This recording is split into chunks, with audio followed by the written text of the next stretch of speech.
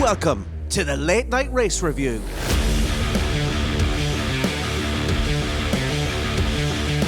Formula One in 2026 begins when the 5 red lights go out. The new season is underway. They crawl off the line. And Hadjar's going to have an unbelievable chance to go from third to first, but he didn't get a good launch. And Charles Leclerc's to the inside. He's done it. What a start for the Ferraris. Charles Leclerc goes through. He climbs 3 positions and takes the lead from 4th on the grid. The pre-season favourite begins with a win. George Russell wins the Australian Grand Prix. Woo! Very nice, very nice. I like this car. I like this engine. Great job. Make sure to stick around as we wrap up the episode with our predictions game and take a look at our F1 Fantasy League. And don't forget to support the podcast by clicking those like, follow and subscribe buttons.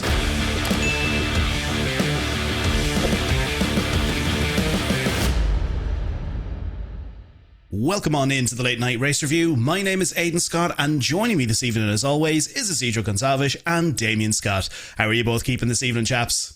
Doing great, thank you. Yeah, all good here. Good. That's good to hear. So folks, we finally made it to round 1 of the 2026 Formula 1 season. We arrived at Melbourne for the Australian Grand Prix, a weekend that played host to a set of new regulations, new teams and engine suppliers, new faces on the grid and also some returning. But before we take a look at how qualifying went and we break down the race, chaps, now that we've seen the cars in action, now that we've seen what these cars are capable of over a full race stint, before I give my own opinion on this one, what do you think of the cars and what do you think of these new set of regulations? Did this weekend deliver, what you were kind of hoping for? Damien, I'm going to throw it over to you first. Oh boy, here we go. Oh, Jesus. Go for it. I was pleasantly surprised. I think in the lead up to the race, it's just all been pretty negative, and yeah, say a lot of the purists definitely poo-pooing everything that they saw so far. But yeah, I was pleasantly surprised, I have to say. It always takes a new set of regulations, 3-4 races to really, get the kinks out of the system. And I think after 3 races, they kind of have like a pause, or they can review certain things that are not working or whatever it might be. So I'm optimistic. Obviously, yeah, there's some issues there, and they experienced them during the race. But again, I think these new regulations will suit certain venues more than other. And I think this particular one is where we saw some of the issues with our favorite phrase, super clipping, and, some of the kind of stalled starts and certain issues like that. It's not going to be so evident on some other tracks. So yeah, I think we're going to need to really give it a number of races before we can have a full, a full opinion on it. But I like the smaller cars. They're a bit more nimble, good through the corners. But again, yeah, the kind of super clipping stuff on the long straights is going to be a debate that rolls on for quite a while. But I thought it was a great race, very exciting, first 10, 15 laps. And, it was, yeah, a little bit processional after that, but we're kind of used to that from the last set of regulations as well. So yeah, I enjoyed it, hoping to see some improvements, but overall I think positive. So I'll swing onto the positive side of the argument for now. And Isidro, are you in the same boat, or is your opinion a little bit different on this one? What's your take? I was pleasantly surprised because in my head I was imagining all the cars stopping before turn 1, but actually it was a very good beginning of the race. It was good to see how that many new race leaders in a single race. That doesn't happen that much, and also the little overtakes, especially the battles between Russell and Leclerc at the beginning. So I'm looking forward to see how well the drivers will adjust to these new regulations, and also how well the mechanics will adjust, because there was a lot of DNF in the race, and we'll see if it's get better. Well, my next question Well, okay, so I'll put it to you guys. Do you guys want to hear my opinion, or will we just move on to qualifying? No, please share. This is a safe space. Damien, do you want safe-ish space? a safe out there? People do it. No one is listening us. Right, I'll be brutally honest. This is the only time I'm going to say this all season long. I'm going to get it all out in the open. I am basically going to be the Jeremy Clarkson of this episode. I feel like I am the Jeremy Clarkson of this show, basically. I always come in ranting and raving about everything. I'm going to be brutally honest. I came out of that weekend very disappointed. I was excited for about a quarter of the race. There were a lot of overtakes, much more compared to last season and the last set of regulations. I think that's great. I think it's awesome that we now have that, where there's a lot more capabilities to overtake. Overall, I think these cars are absolutely shite. That's my honest opinion. They are absolutely shockingly shite.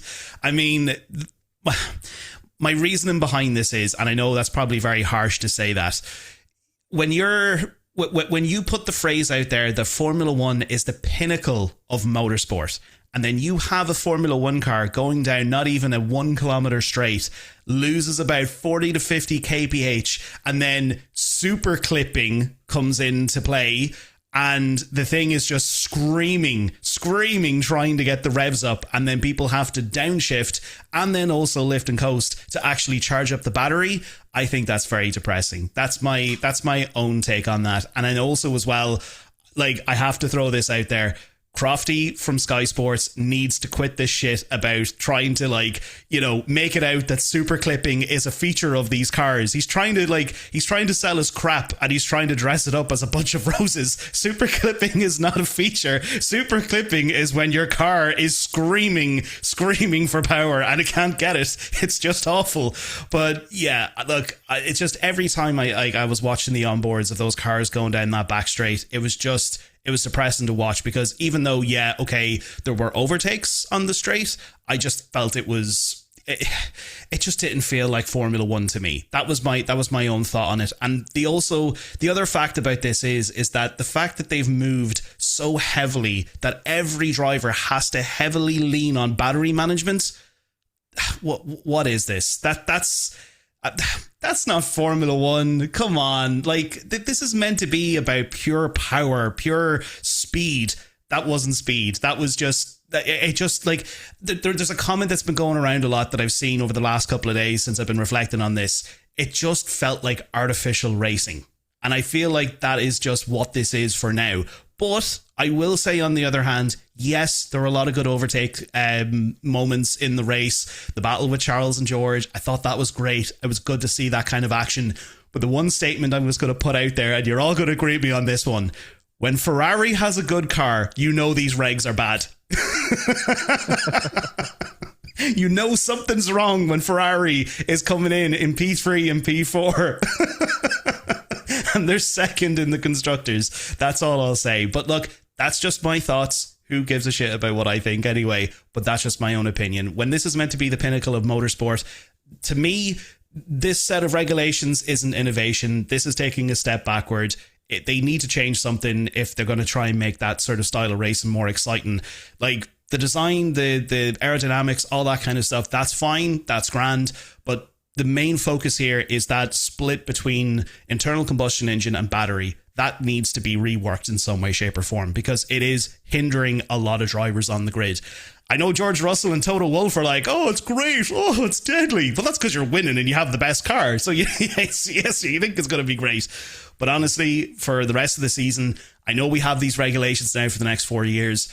But my take on this is, I'm just going to have to make just make the best of a bad situation. That's my own view.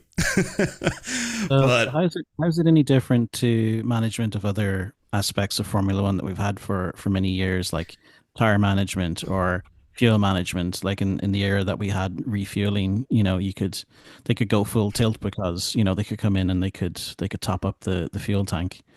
I think it's just another aspect that they have to manage, and the best drivers will adapt to it and excel. And that's always been Formula One. There's always been, innovations and, things that were brought in and people trying to, gain little advantages here and there. So from the engineering aspect, I don't think it's too out there.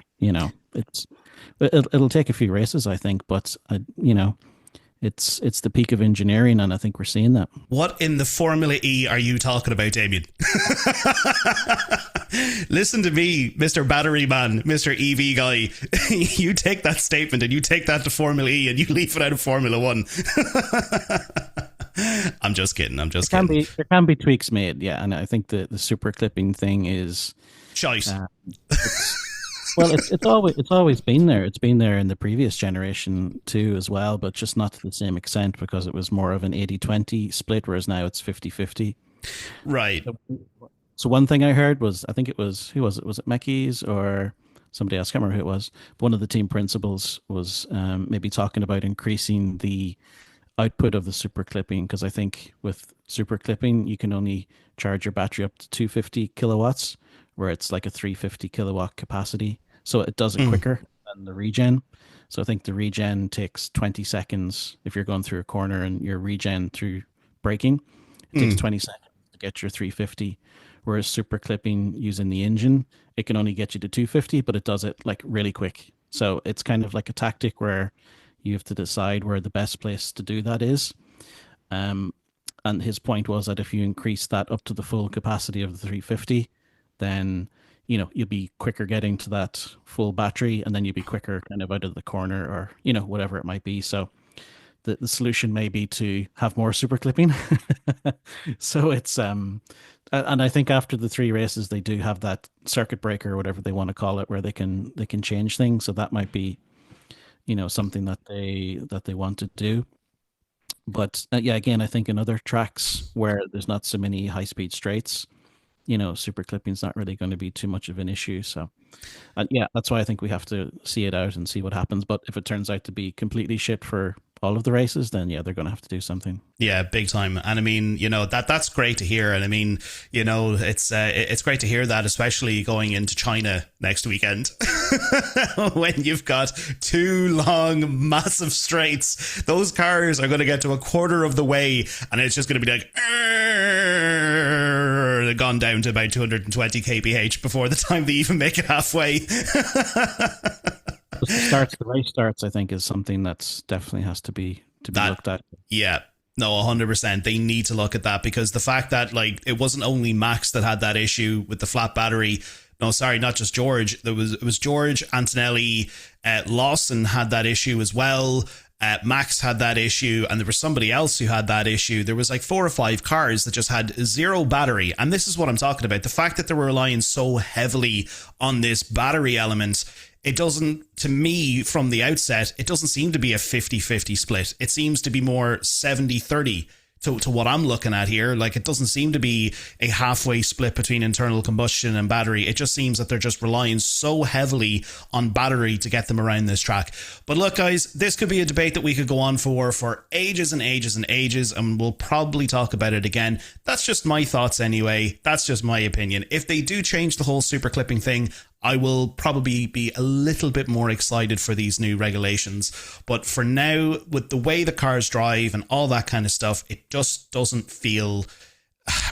look fun for the drivers to drive. I'm just saying, look, I'm not a Formula 1 driver. I don't know how to drive a Formula 1 car, but I feel like if I was in a lot of those guys' shoes this weekend, I probably wouldn't have come out of that weekend with a lot of excitement going into the next race. But again, yes, it's still very early days. Brand new set of regulations. Obviously, there's going to be teething problems and they need to iron those out. But let's talk about the weekend overall, chaps. Let's jump on into qualifying, because we had the qualifying session there on the Saturday. I think it was 4 a.m. or something like that, or 5 a.m. I can't remember even what time or what day it was. I was up so early watching both of these sessions. But yeah, look, qualifying came around and we were all excited to see the cars on track and to see eventually who would come out on top. And yeah, I think there's a very clear indicator about how these next few races are going to go. But look, we'll talk about Q1 anyway. First of all, the biggest probably the biggest drama going into the qualifying session was Max into the barrier at Q1. He red flagged the session. He came up on the straight and literally going into turn 1, the rear axle completely locked up. Their car just spun around and it went straight into the barrier. It wasn't a driver error. It wasn't anything like that. Again, it was an actual systems error with the actual car itself, and that's why the rear axle locked up. Again, teething problems. We won't get too much into it, but obviously that was the big sort of showstopper of Q1, which did mean that Max would start all the way back at P20. And we know Max Verstappen, he loves a good comeback story. He loves a good comeback story. And by God, did he deliver. But then in Q1, we also had Alonso, Stroll, Perez, Bottas and Sainz. Well, Sainz didn't even get to do Q1 because there was an issue with the car. And then, of course, we had Verstappen out. Now, there was a slight little change to qualifying as well because, of course, we do now have 22 cars on the grid. So we had 6 people out in Q1. Guys, before we move on to Q2 there, first of all, I'll throw it over to you, Isidro. What did you think of Q1? That whole Max Verstappen issue, him going right into the barrier. Yeah, I was surprised to see Max out so soon, but I think that he thought about, well, Alonso is also out. My friend Bottas is back, so I'll just crash here and hang out with them later. But no, I think Max out on Q1 is something that it doesn't happen very often, and the fact that it was not driver error, it's something that Red Bull should really look into it, and they don't have much time. China is just around the corner. We don't want to see the same again, especially with the sprint qualifying and the qualifying happening in the few hours. Yeah, 100%. And I think we kind of expected that when it came to Cadillac, we did see some of their preseason testing and their times, and they were somewhat, not saying back of the pack, but sort of back of the pack midfield. It was to be expected that, when it came to Perez and Bottas, that they weren't really going to be up there on the grid, but they did qualify in P19 and P18. So a little bit disappointing for the first race for Cadillac, but hey, look, they got a race under their belt. They got a lot of data out of that weekend and especially that session. So look, it was an achievement anyway for the likes of Cadillac. But moving on into Q2, we had Colapinto, Gasly, Albon, Behrman, Ocon and Hulkenberg all out of Q2. Now, it was great obviously to see the Audi team out on the track. We obviously did get Bortoleto into Q3, which was absolutely fantastic to see. First race of the season. I know this is, he's not a rookie anymore. This is his second year. But to see that Audi car in the midfield, I don't think anyone really expected that to be the case. Like, yeah, okay, maybe somewhat decent pace, but we didn't expect them to see them that far up in the grid. Damien, what did you make of Audi during qualifying? Like, I know obviously during the middle of qualifying, I think we were talking about it. We were talking about, like, you text me and you were just like, oh, look at how great that Audi engine sounds. And then going into Q3, what was it? Bortoleto's car just dies on the pit straight. I'm just like, yeah, that Audi engine sounds great. Well, that has nothing to do with how it sounds. It could sound absolutely amazing. It dying is a different story altogether. Well, there was no sound coming out of it, so well, there was a big sound and then there was no sound. I did pretty well, actually. Yeah, I think they obviously have some sort of ramp up as well with a new identity and stuff like that. But they basically had the team in place. Last year with Sauber, it's less of a transition in the background.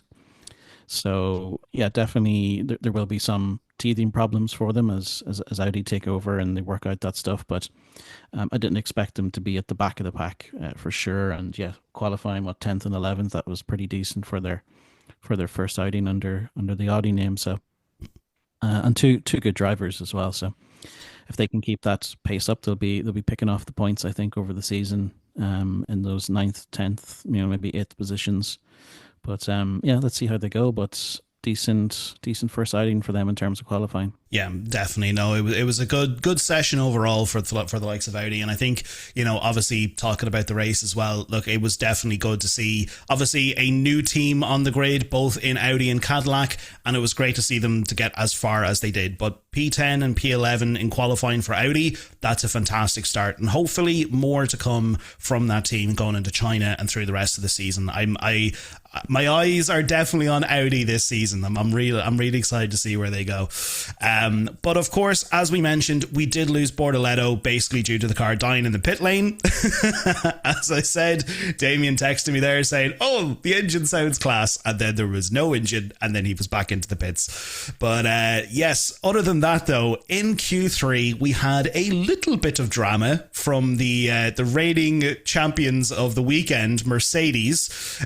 Kimi Antonelli definitely could not catch a break. First of all, I can't remember what the first sort of infringement was. I think there was a penalty, or there was some sort of fine coming Mercedes' way because of the mechanic or something. His foot was out in the middle of the fast lane or something like that, and everyone was talking about like, oh, Antonelli's going to get a grid penalty and all that kind of stuff. And obviously it came out that it was just going to be a fine. But then he decided to drive out, and obviously unbeknownst to him, because he can't see into the side of his engine cooler pod side things, he can't see those. Both of the side pod cooler engine cover things were completely stuck in there, and of course he drove out. One went flying out into turn 1, and then the other went flying out onto turn 2 or 3 or whatever on that sort of straight before we go down to that first little section.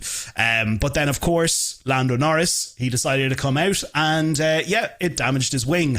And then of course, everyone was thinking to themselves, oh no, Antonelli, he's going to get a grid penalty now, there's going to be a fine or whatever it is. Nothing. You just got a slap on the wrist. I think there was a tiny fine or something like that went Mercedes' way, but definitely wasn't really, a great start to a qualifying session for Antonelli. But I will say he did qualify in P2. So I think all of the drama and the stress and stuff like that, I think that kind of quickly went away when he realised he got P2 there. But of course, we had Russell and Antonelli in P1 and P2. And when you look at those times as well, chaps, compared to all the other times that are on the grid, we had Russell who did a 118.5, and then we had Antonelli doing a 118.8. And then of course, look, Isaac Hadjar coming in there in P3 with a 119.3. But of course, the difference there, chaps, I think we know already that Mercedes, there's no denying this. I think this is the team that we're looking at for the Drivers' Championship and probably the Constructors' Championship. But I right in saying that. Isidro, would you agree with me on that one? Yeah. I think he does have a few chances this year. I'm pretty sure of that. Yeah, no, 100%. I think, at the same time too, I think it will probably flip-flop at certain stages throughout the season, because of course, again, we kind of seen what obviously would happen in the race, and we'll talk about it a little bit later. But obviously between Ferrari and Mercedes, I think that's probably going to be the battle for this season anyway, because we all know the Ferrari are good at some tracks, Mercedes are better at others, and they're not so well at other tracks. I feel like it's going to be a very tight battle between Mercedes and Ferrari. Citro, you've got a follow-up point? The only difference is Ferrari is fighting their own strategy to win races. That's true. That's Not true. only Mercedes, but strategy as well. So it's an unfair fight. That is very, very true. But yeah, chaps, look, it was a great qualifying session. And of course, look, George Russell coming in there with that 118.5 coming in quickest overall. But we had Russell, Antonelli, Hadjar, P1, P2, P3. And we had Leclerc, Piastri, Norris, Hamilton, Lawson, Lindblad and Bortoleto making up the top 10. Then moving on into Sunday, which to be honest, for me still felt like Saturday, but it was like 3 a.m. or 4 a.m. at that stage when I was waking up to watch it. Damien was still awake as well. He texted me, he was like, "You up?" I was like, "Yep, unfortunately I am." I've got sellotape just holding my eyelids open here while I'm watching this. But of course, look, the race came around on Sunday morning for all of us over here in the lovely Europe section of the world. But one of the biggest stories to come out of the race, even before it had even started, Oscar Piastri, the hometown hero, crashing on his way to the starting grid. Now, I know obviously throughout this episode, there are a couple of teams that we are going to be focusing on. McLaren isn't really going to be one of them, but I think this does need to be kind of touched on a little bit. So the issue with Oscar Piastri was he was on his way to the grid. He left the pit lane. He said initially on the radio that he felt that there was something off, but then he came up to that little, it's not really a chicane section. It's kind of like a mini chicane section. We all know the section that he crashed at, and obviously everyone has seen the footage, but he was coming around the corner, and then his explanation was that he wasn't fully on the throttle when he was going over the curb, but when he put his foot a little bit on the throttle, he got 100 and something extra kilowatts of power into the car, and it spun off and then went right into the barrier. Again, that's another little gremlin that I think these sort of set of regulations the teams are going to have to look after, and they're going to have to sort of manage here. Guys, I don't really think there's much that we need to kind of touch on when it comes to this, but Oscar Piastri, hometown hero. Isidro, what are your thoughts? I think that gremlin needs Toto. He has some secret in that engine that he just plays around. And you know what? The recurring gif that I seen this whole weekend was that footage of Toto there in qualifying from Saturday, when all you see is the camera looking at him, and then he just turns to the camera with a big smile. He's not just looking at all the data on his side. He's there pressing loads of buttons, and he's throwing little banana peels out onto the track. Yeah, I think that's what's happening. Because also before the race even began, Toto, he was there talking to Sky Sports, and he was just like, yeah, I'm glad that we've moved on from these ground effect era cars and we've thrown them in the bin. I mean, he says that these cars are more conventional. I'm like, what's conventional about them? And he said that they're like real race cars. I mean, of course you would say that. You've got P1 and P2, a front row lockout. And all of your customer teams are doing absolutely shite. Compared to the start of 2022, when we had obviously the whole debacle with the porpoising with Mercedes, they just could not get a handle on those set of regulations, and they were absolutely screaming every single weekend going, oh, there's something wrong, and of course the whole Toto Christian Horner meme that we've seen, where he's like, oh, I've got the documents, I've printed it out, Checo says your car is shit. But yeah, look, I don't know, guys. I think that was obviously, look, it wasn't a good look for Piastri and McLaren. I know obviously it was somewhat out of his control. He was in control of the car, but at the same time too, it's just another little gremlin that they're going to have to sort of get under control. Obviously for all of these sort of race starts and stuff like that. But moving on, the 5 red lights were counting down. We got a very quick 5 red lights. They were very, very quick. The person who was pressing those buttons was literally like, beep, beep, or just fucking go, lads, go. I'm not waiting around here. I have to go to lunch in an hour and a half, so come on, get going. But oh my God, that start, guys, was absolutely incredible. That's what I mean. The first quarter of that race was so exciting. Now, obviously, both George Russell and Kimi Antonelli did not have any battery whatsoever. Complete womp on their end. But yeah, had no battery, which obviously meant that Charles Leclerc and Hamilton got all the way up to P2 and P3. That whole race start and that back and forth there with Charles and George for, what was it, about 10 or 11 laps, that was some exciting stuff. And the one quick thing that I do want to mention here, before we talk about the big guys and we talk about Mercedes and Ferrari and how great it is and all that kind of stuff, I do want to quickly mention here, and of course we will be talking about them a little bit later on in the episode, Aston Martin. Did anyone see that start by Alonso?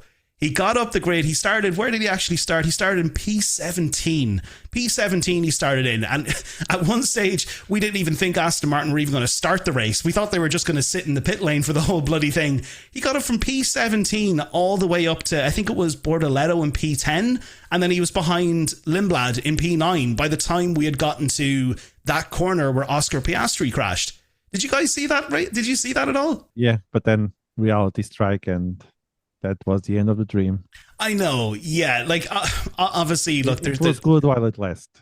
Yeah, it was good while it lasted, but I think the good thing that to come out of that whole scenario there is the potential of that car. There's hope. That's what you're going to say. Exactly. There is hope. There is hope at the end of the tunnel, and this tunnel is going to be very long for Aston Martin. It's going to. It's a very long tunnel, guys, but there is some hope at the end of that tunnel for Aston Martin. That was a fantastic start by Alonso. Now, obviously, look, he's been around the block a few times and he knows how to do his race starts, but to see the power coming from that car, that's what we kind of wanted to see. Now, yeah, he was kind of juggling people who were, you know, obviously being blocked by other people and stuff like that, but that was still a really, really good start by Aston Martin. But hey, look, we're going to talk about the first team here, and I think we do need to discuss this. Before we talk about Mercedes, we're going to talk about Ferrari. This weekend was a great opener for Ferrari. I mean, as a Ferrari fan, and, you know, for any new listeners to the show, I'm a long-time Ferrari fan. It is great to see them up there. I mean, I know obviously they did finish up with Charles and Lewis in P3 and P4, but to see Ferrari actually having a decent car this season, again, there's hope. There's hope that this could be a really good season for Ferrari. But again, when it comes to the strategy, on the other hand, that's a different story.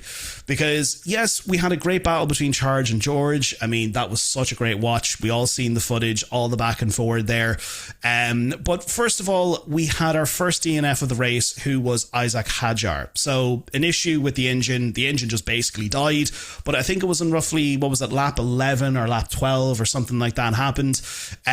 Ferrari decided to opt out of pitting under the virtual safety car. So even though we had hope that we had a lovely new Ferrari car, the mechanics and the strategists are still at Ferrari. So the hope is all gone.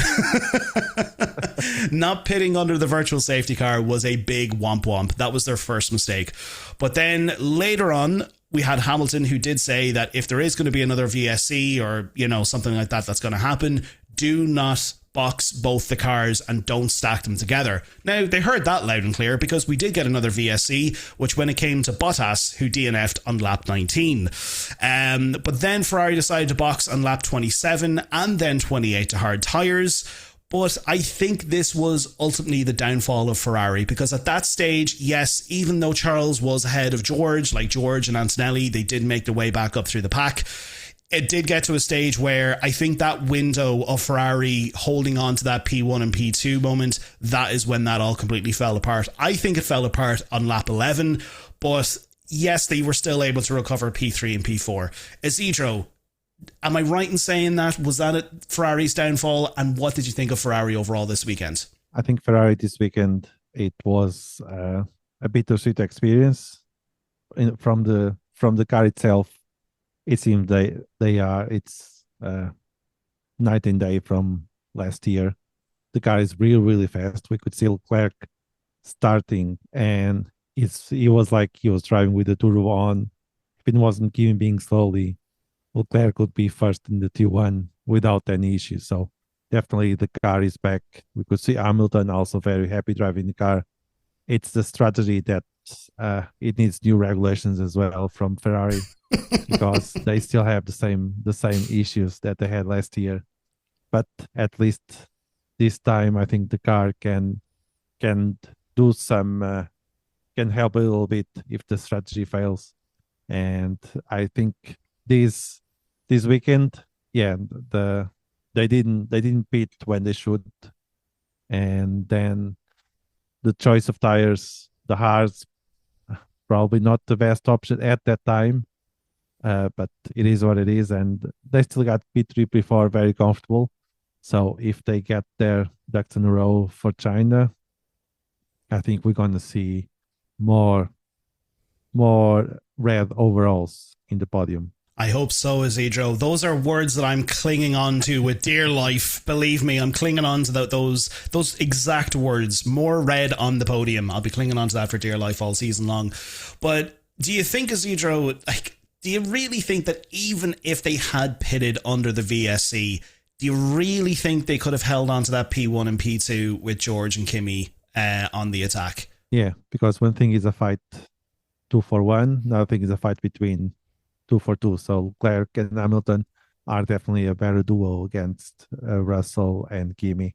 So if they had stopped at the very first VSC and have the hard tires there, for instance, probably that was a different story to tell. Yeah.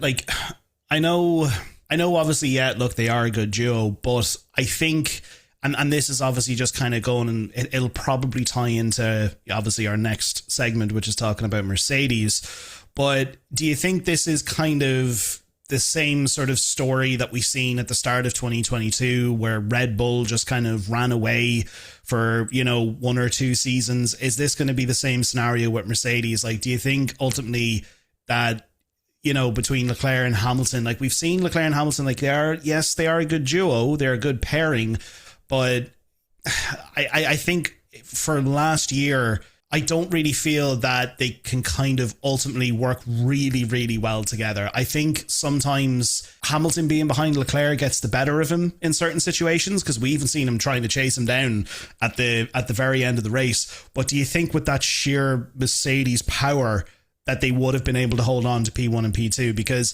I mean, if you kind of look at the finishing times, Antonelli, yes, he finished 2 seconds behind Russell, but like Leclerc was then 15 seconds behind Russell. You know, that is a little bit of a difference there. Like, do you really think, you know, I'm literally trying to convince you to say no, they wouldn't have. We don't want to give Ferrari too much hope. I'm just trying to, like, you know, curtail the hope here just a little bit. I don't want to jinx it, Citro. If it is like Red Bull, maybe not, because it's still the very beginning, and Mercedes has a very good engine. There's no doubt about that. But Ferrari has been surprisingly quickly. So yeah. Let's see in China if Ferrari can be as quick as they were in Australia, because that long straight in China, it'll be a big difference. Oh yeah, big time. And Hamilton, he likes China. That's a good track for Hamilton as well. But obviously, going into our next team, we do need to talk about Mercedes. And I think the question about this is this Mercedes year? Because obviously, with that qualifying session starting off in P1 and P2, yes, a bit of a blunder when it came to the race start. But to be able to recover from those mistakes, well, it wasn't really their mistake. It was just, again, the reliability of the battery element. The battery just completely failed on them. But to be able to recover from that issue and come all the way back and secure P1 and P2 and a complete front row lockout for Mercedes, I think this is probably Mercedes' year. Who knows? Maybe it's a little bit too early to say. But I think the fact that they were able to come back and fight with the likes of George, like they were able to recover that battery element fairly quickly. Like, it wasn't a case of they took them like, you know, 10, 15 laps to try and come back. It was fairly quick when George was coming back to fight with Leclerc, and obviously Antonelli with Hamilton. But I think realistically, the biggest highlight of that weekend was that battle between George and Charles. It was just fantastic to see that back and forward. And this is where I kind of go back to reiterate to what I said at the start of the episode. I know obviously I did I was a little bit probably too harsh on the regulations. But as I said, coming out of this weekend, I felt a quarter of that race was really, really exciting for me. And it was just that battle with George and Charles. It was absolutely fantastic to see. And it was great to see that amount of overtaking.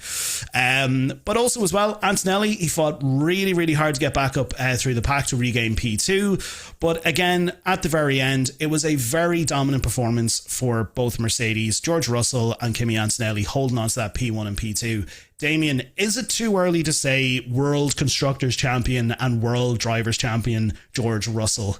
I know there's a few listeners that are not ready for a George Russell World Drivers Champion.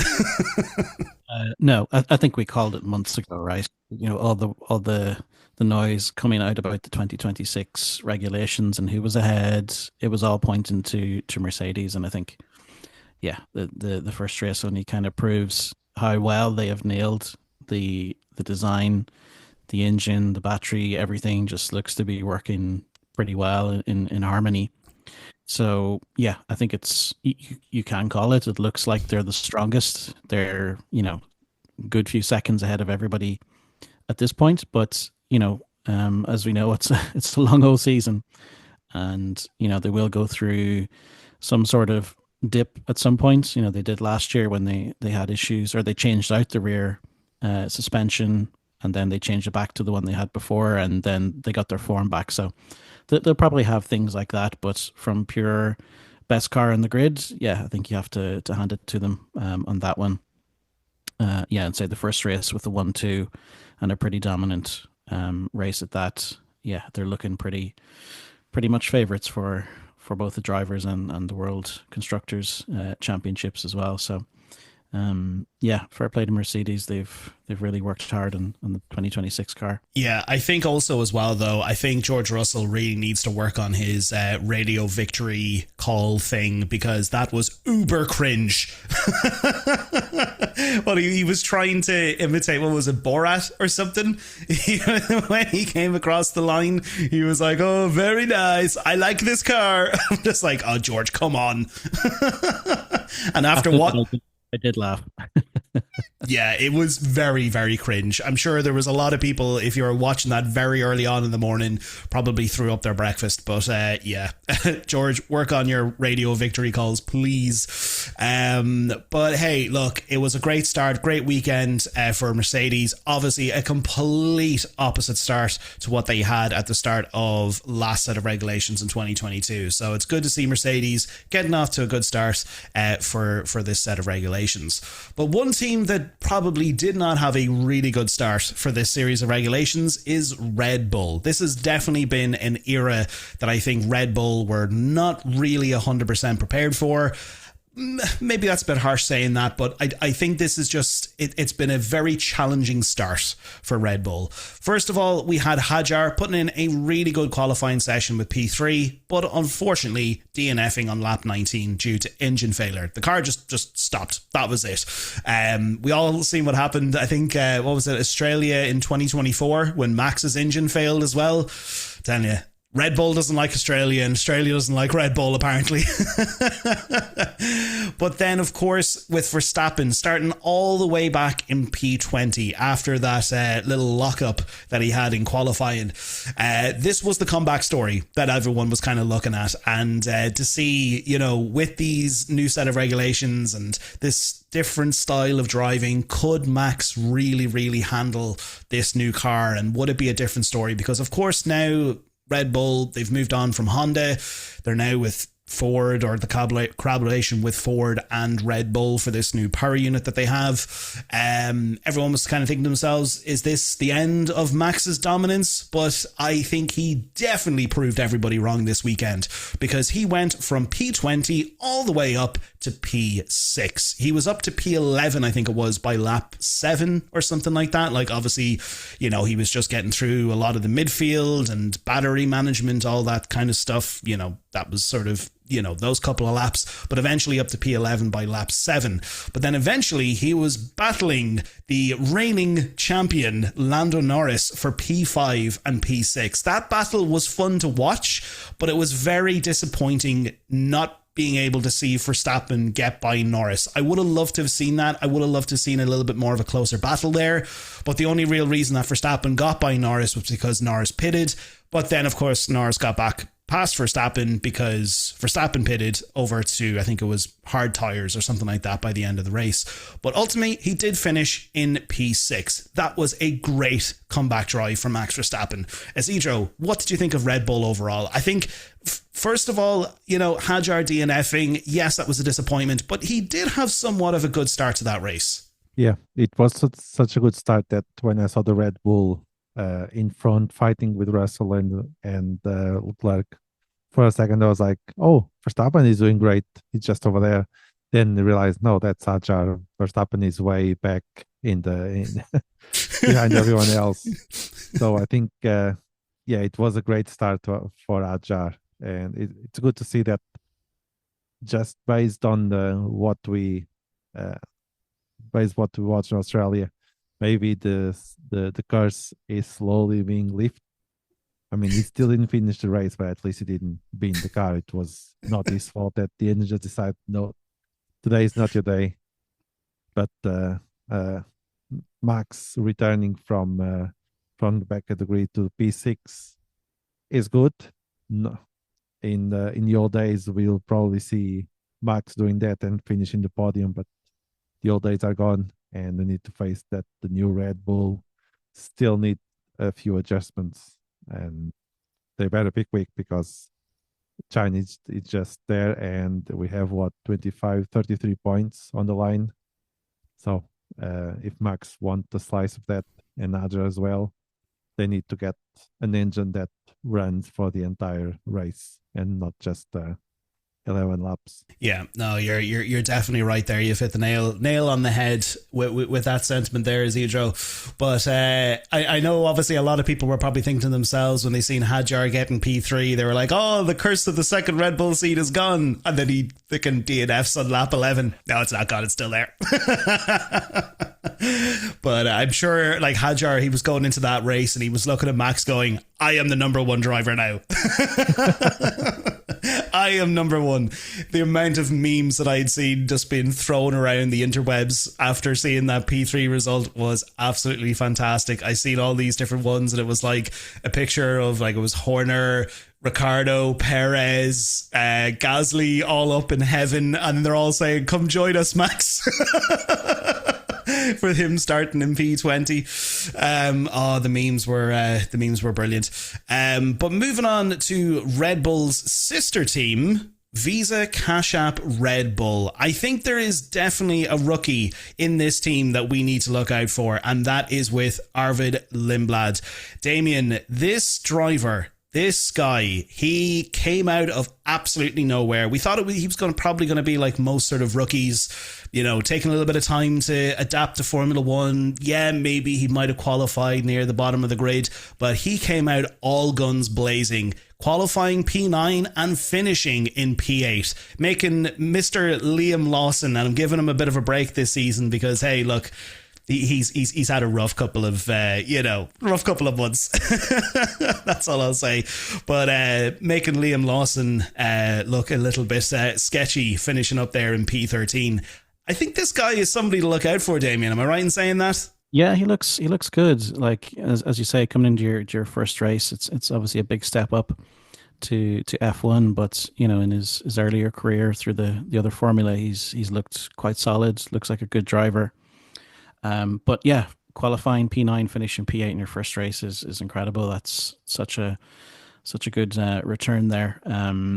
Yeah, and I think Lawson has a pretty good teammate this year, and you know, if it trends this way, he could finish the season ahead of him. So yeah, Lawson has to kind of step up to the plate a little bit, I think. He is I suppose the senior member of the team. He's had a few seasons behind him now. And if a rookie's coming in and starting to show him up, you know, his seat might be up for grabs again, you know. So yeah, it's a big season for Lawson in that perspective. So yeah, and I think the performance of that car is quite decent as well. It looks good too. So yeah, let's see how it goes for them. But yeah, I was happy to see as well Lawson and Perez had a nice little exchange, you know, heating up their old rival again. There was I think a lap or two where they were kind of, you know, dodging with each other and, you know, getting a little bit feisty and like, come on, you know, let's get stuck in here again. Yeah. That was great to watch. Those two kind of battle it out. Just when they got together, I forgot these guys have this kind of this history. But yeah, I think Racing Bulls, they're looking strong enough. Best of the rest so far, I think. Obviously, because Williams have had their issues as they're well documented in preseason, and in this race they had quite a few problems as well. I think they're a little behind the curve. So coming out of the blocks quite well for Racing Bulls. Unfortunately, Lawson didn't score points, but he was pretty close. But yeah, if they can pick up the 8, 9, 10 position going forward, and you know, a couple of things beyond that, then yeah, they could be the best of the rest. But yeah, happy to see a good rookie coming through. I've had a constant smile on my face here just for the last couple of minutes now. This is going to sound absolutely awful when I say this next sentence. Now, when somebody loses their job or loses their position, it's never a good thing. It's never something to laugh about or joke about or any of that kind of stuff. But it would be absolutely hilarious if we got to Suzuka and Yuki Tsunoda replaced Liam Lawson at Red Bull.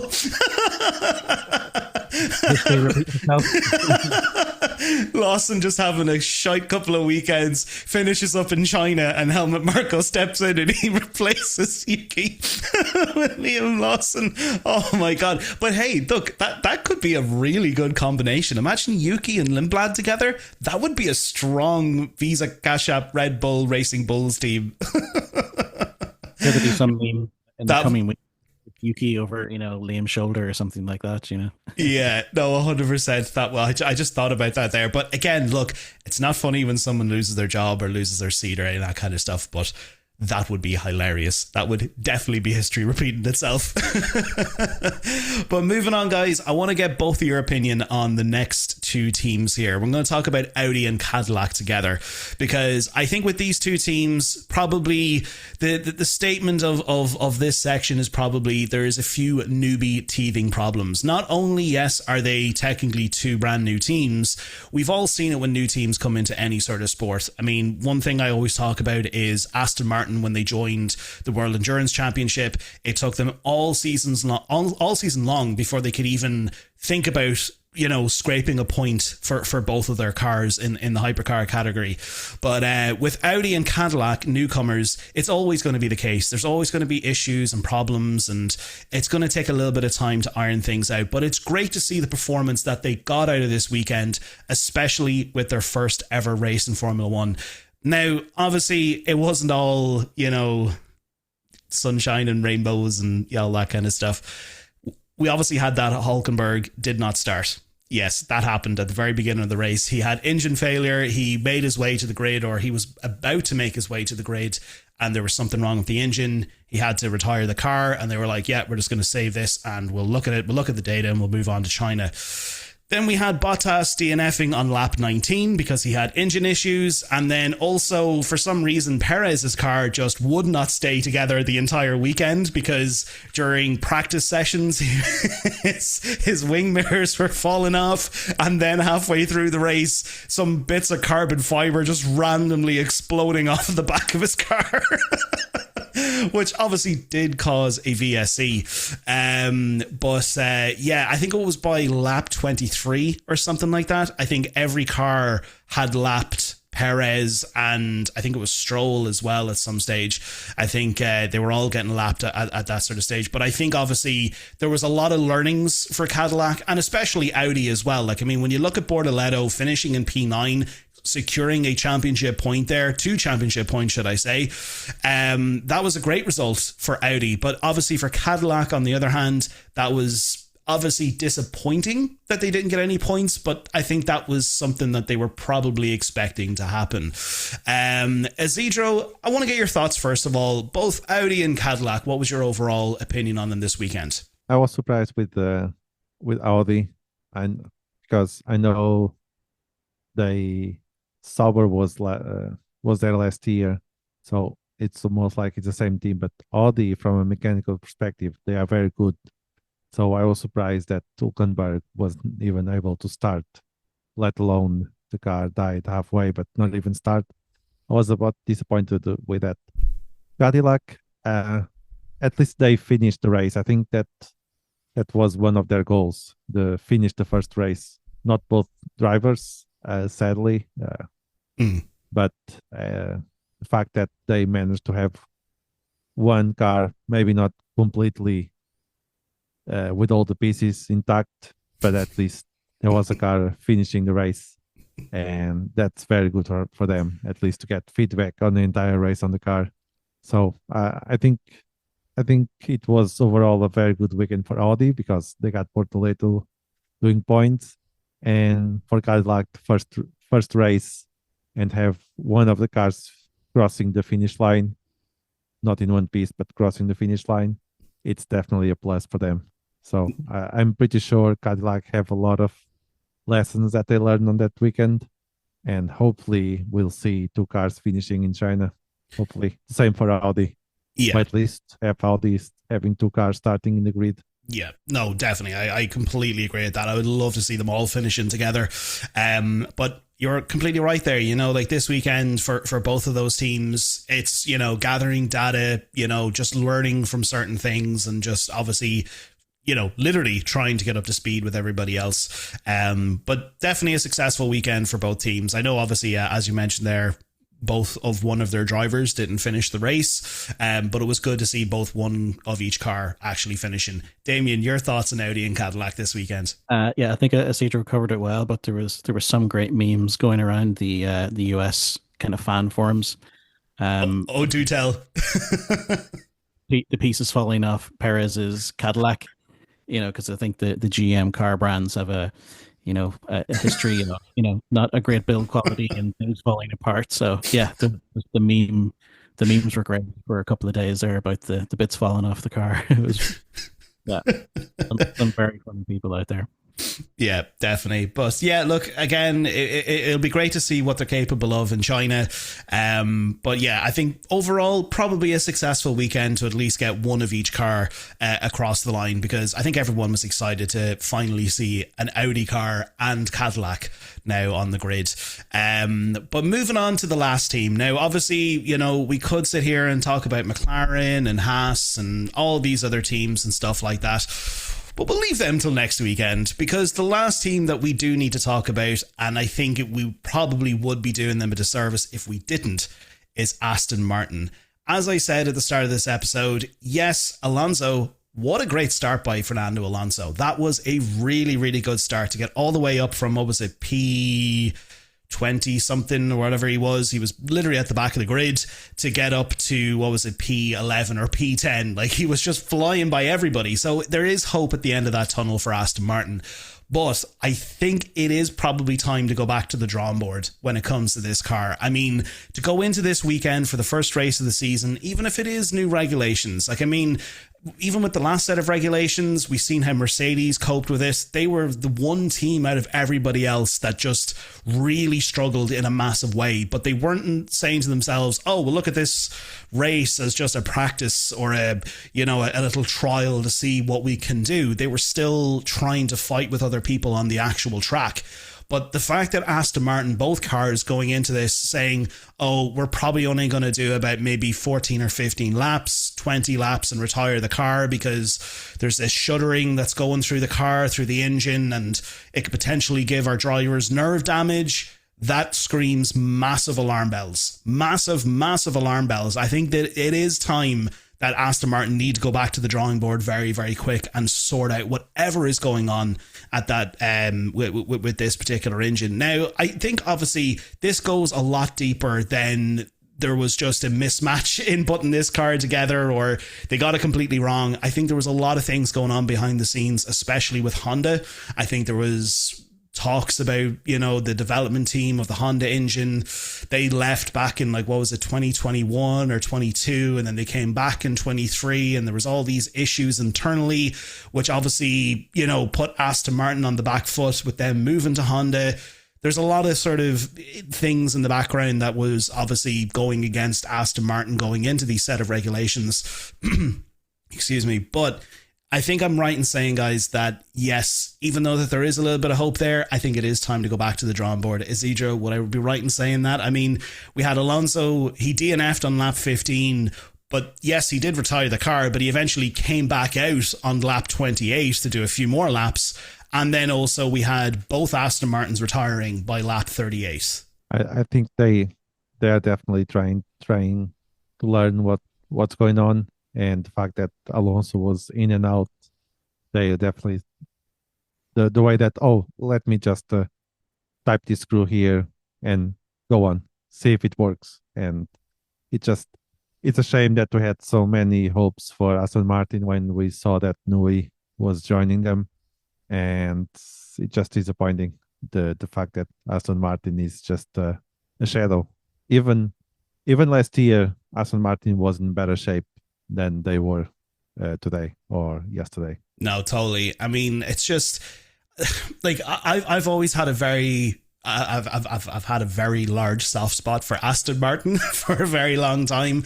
I like the car. I like the team. Well, I liked the car in the last set of regulations. I just loved how it looked. I loved the combination that they had there. I was just a big Aston Martin fan for a while. Now, obviously, Ferrari are my main team.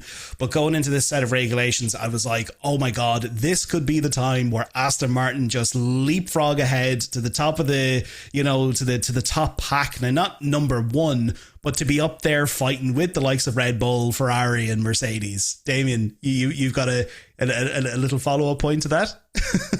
Yeah, I was reading an article there a little while ago, and it was about the first trip of Newey and I think it was Lawrence Stroll and a few others to Honda in Japan. I think it was back in maybe September, October last year. And they basically discovered that about 30% of the people in that kind of high performance team were left. The other 70% had been like poached by Red Bull, or had moved to other divisions within Honda. So there was a serious brain drain from Honda in terms of who they had available. And I think they kind of realized then that they had made a big mistake with going for Honda, but obviously contracts had been signed and they were well into development, so that was their boat they had to get on, so yeah, that was it. Knowing that this first race performance had been coming for quite a while, and they've obviously been scrambling to try and remedy that, but how quickly they do, I don't know. Is it a big issue or a small issue? But yeah, it was good to see them kind of go out and get some test laps in, essentially. Hopefully they can get back as quick as they can, because I think from the aero side and the design, obviously they have the best in the business, but yeah, their powertrain and their battery is obviously probably the worst on the grid at the moment. So it's probably going to kill their drivers if they don't do something about it very quickly. So, yeah, definitely a lot of work to do at the Aston Martin garage. But yeah, folks, that was the Australian Grand Prix. That was our breakdown of the Australian Grand Prix. It was an exciting race, I will say. Again, I know I was probably a little bit harsh in the regulations. Again, that's just my opinion of these cars.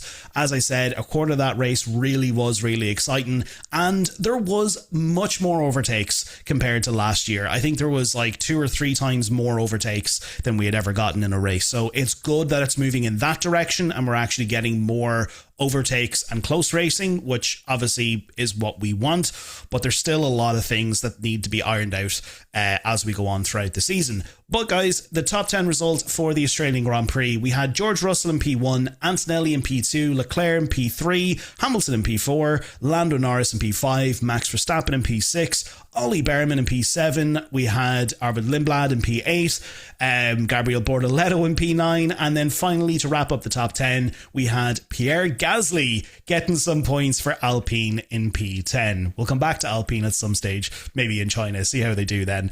But that was good to see Alpine getting a point there. Moving on to our before I do move on to our next segment, we actually had 6 DNFs before I do move on. We had Stroll, Alonso, Bottas, Hadjar, Piastri, and Hulkenberg. A lot of DNFs in that race. But anyway, moving on to our next segment, we are going to move on to our predictions game and our fantasy league results. Now, folks, the way we're going to split this up is that our predictions game is for the likes of ourselves here on the actual podcast, between myself, Damien, Dave, and Isidro. If you did catch last season's predictions game, we obviously know that the reigning champion is Damien. He is the 2025 world champion, which he's clearly indicated here on our Excel sheet. We'll definitely be I'll be deleting that out here in November or December, and it'll probably be replaced by myself or somebody else. Not likely. But hopefully it goes that way. But with our predictions game, if you're new to the podcast and your first time listening, the way we basically do this is we predict our top 3 who are going to finish the race in our P1, P2 and P3s. We have our flop, so basically who do we think is going to finish outside the top 10, and then our surprise, so kind of like who is the back of the pack or halfway down the midfield who might make it inside the top 10. Now we're also adding a little addition to this. We did at the end of last last season. We threw this in as a little sort of twist to add some more points in. But we're going to do it at the start of this season. So before we get into our predictions for Australia, we're going to start off with our season predictions. So who is going to be our World Drivers' Champion for 2026, which will whoever gets it right will gain us a net 5 points. And then also our World Constructors' Champion for 2026, which will also gain a net 5 points. So if we get both of them right together, that's a total of 10 extra points for the winner of that. So that would be awesome. And that's going to be me. But I don't think so, because I think we've all basically picked the same person. So everyone's either going to get 10 points or 5 points or 0 points. But actually, Dave has completely just made my, point there absolutely mute, because he has predicted for his World Drivers' Champion, he's going with Lewis Hamilton. And for his World Constructors' Champion, he's going with Ferrari. He is going against the grain here. Isidro, who are you predicting for your Drivers' Champion for 2026? Now, okay, so there you go. You're locked in for this now. Just remember, you're locked in for Russell. You can't change this. No. Okay. And then who's your World Constructors' Champion? Mercedes. Okay, there we go. So we've got Russell and Mercedes. And then for myself, I'm going with Russell and Mercedes. And then Damien, I think I'm just going to speak for you. It's Russell and Mercedes again. So yeah, we've got Russell and Mercedes. So either myself, Isidro and Damien, we're all going to get 10 points, or we're all going to get 0 and Dave's going to win at the end of this season. But moving into our predictions for Australia. So Dave had Russell in P1, which he got a point for. He had Antonelli in P2, which he also got a point for. And he had Leclerc in P3. Dave is definitely off to a really good start here with his predictions. Then he I think that's our first top 3 prediction, I don't know in how long. I don't think anybody got it last year. Excuse me, I did. Thank you very much. I'm just going to go back there. You can actually go back to the 2025 season predictions there. I did that, so I'm going to take that title. Just going to correct you there, David. But then for Dave's flop, he had Flim Flam outside the top 10. When he means Flim Flam, he means Arvid Lindblad. So unfortunately, that's 0 points, because Lindblad did finish in P8. And then he had Hulk Hogan inside the top 10. Now, unfortunately, Mr. Hulk Hogan DNF'd. So that is also 0 points. Isidro. DNS or DNF? I didn't understand the last one. He DNS'd. That's right. He did not start. So he didn't even make it inside the top 10. So that's the thing. He didn't even have the opportunity to make it inside the top 10. Opportunity to crash. That's it. Isidro, what were your predictions for Australia? So the prediction was Russell P1, Piastri P2, Oh, and Antonelli P3. Oh, so much hopes for me. So close, but no cigar. And then I had the Lindblad outside top 10 and Max inside top 10. Oh, that was a close one. That was a close one. That was a very, very close one. For my predictions, they probably weren't too great either. I had Russell inside, Russell for my P1, Hadjar for P2. I mean, womp womp. And then I had Antonelli in P3. I was close with that, but hey, look, it is what it is. Then I had Bortoletto outside the top 10. I was screaming I wasn't screaming at the telly because it was like 5:30 in the morning. But I was very furious. But I was still delighted that he finished in P9. So that's 0 points for me. And then Max inside the top 10. So both me and Isidro on 2 points. Damien, what were your predictions? I had Russell P1, Piastri P2, and Antonelli P3. Oh.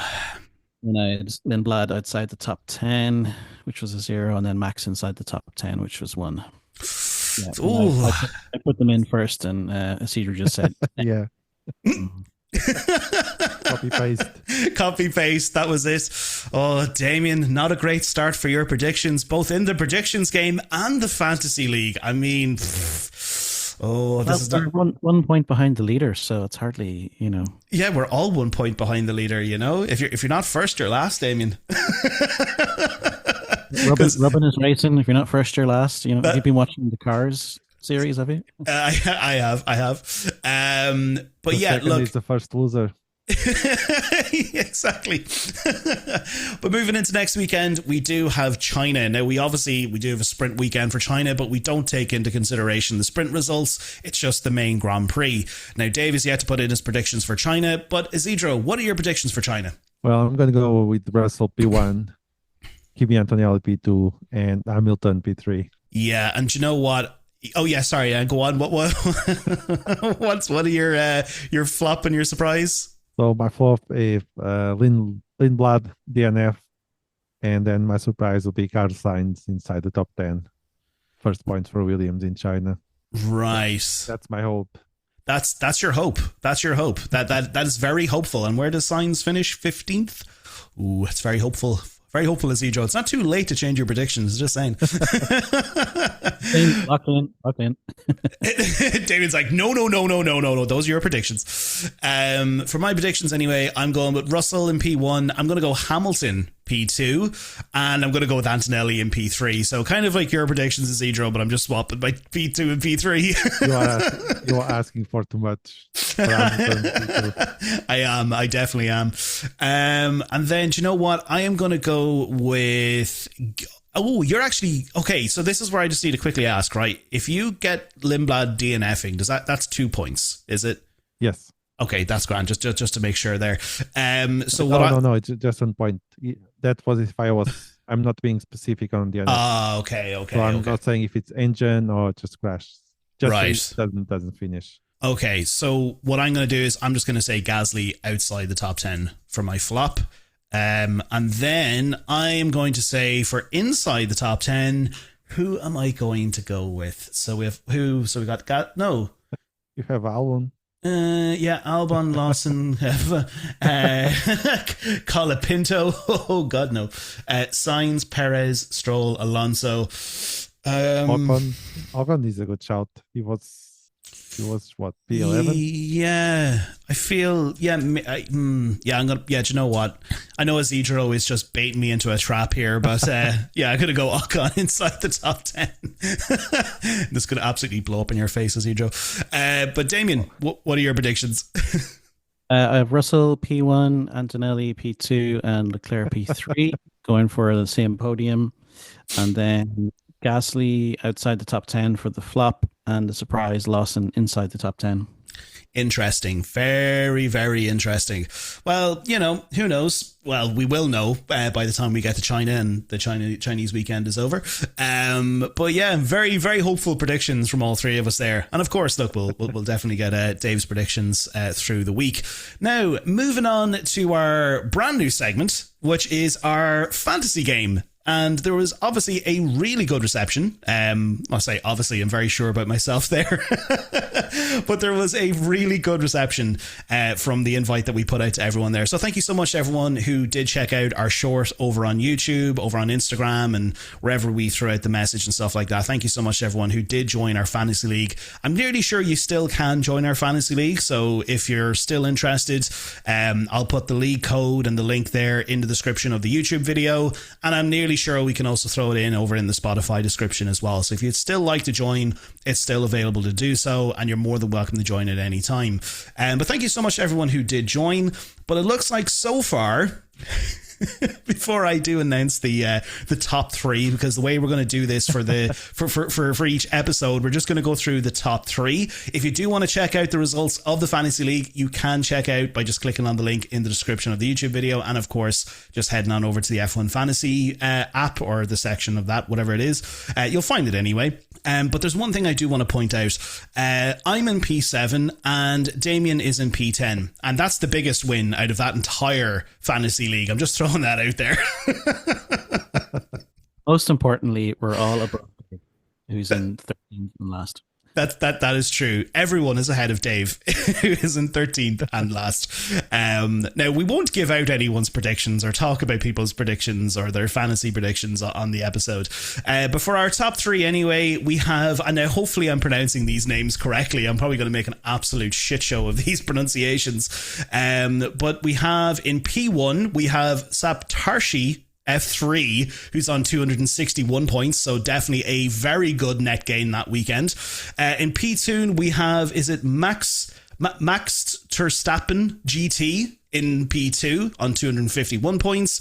And then we have our resident late night race review panelist, Isidro for the win 2026 Formula One team in P3 on 246 points. Isidro, you knocked it out of the bag this weekend. Yeah, just kept going for China. That's it. Yeah. P1. That's it, chasing that P1. Yeah, you definitely did. You did the right thing there. To be honest, I probably will make a few changes again before this weekend.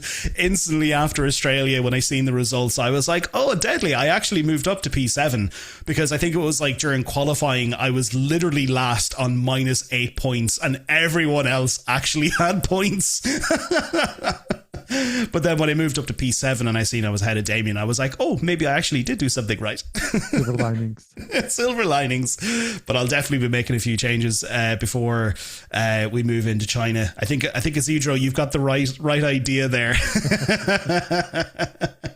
Definitely backing the right horse there anyway. But again, look, a huge thank you to everyone who did join the Fantasy League. We have a total of 14 teams there at the moment.